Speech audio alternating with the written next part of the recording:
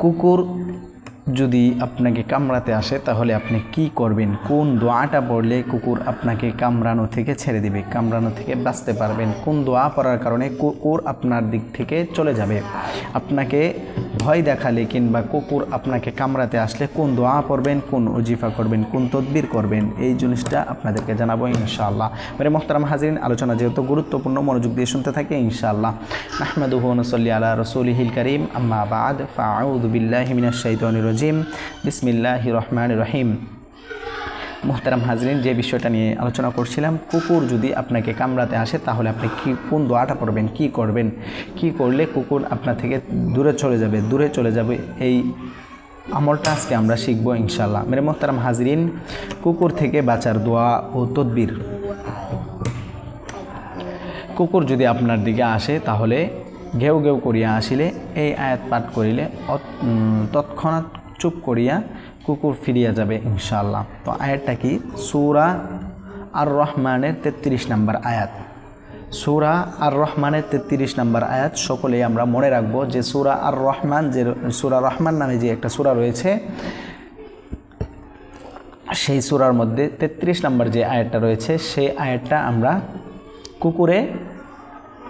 কুকুরের আক্রমণ থেকে বাঁচার জন্য এই আমলটা অত্যন্ত গুরুত্বপূর্ণ একটা আমল। সেই জন্য মেরা মোহতারাম হাজরিন, এই আমলটা অবশ্যই আমরা করব।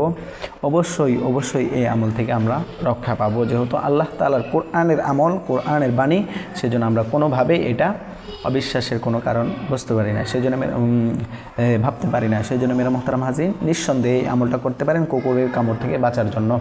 মেরা মোহতারাম হাজরিন, সূরা আর রহমানের 33 নম্বর আয়াতটা কি, চলুন আমরা শুনে নিই।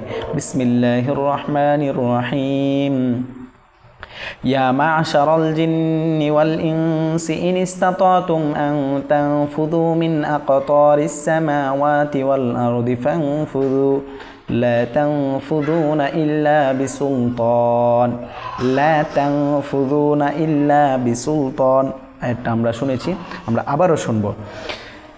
বিসমিল্লাহির রহমানির রহিম।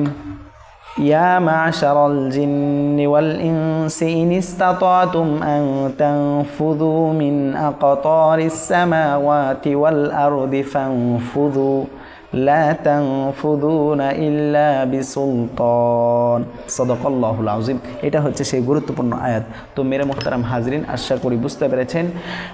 আপনারা আসলে আরেকটা বিষয় জানলে খুশি হবেন যে আমরা আপনাদের খেদমতে প্রতিনিয়ত গুরুত্বপূর্ণ বিষয়গুলো তুলে ধরার মাধ্যমে আমরা এই চ্যানেলে আপনাদের গুরুত্বপূর্ণ বিষয়গুলো জানাচ্ছি, এবং কি প্রত্যেক দিন এশারের নামাজের পর আমাদের মসজিদে এখন নামাজ চলছে 8:30-এ, 8:45-এ নামাজ শেষ হয়ে যায় 15 মিনিট পর।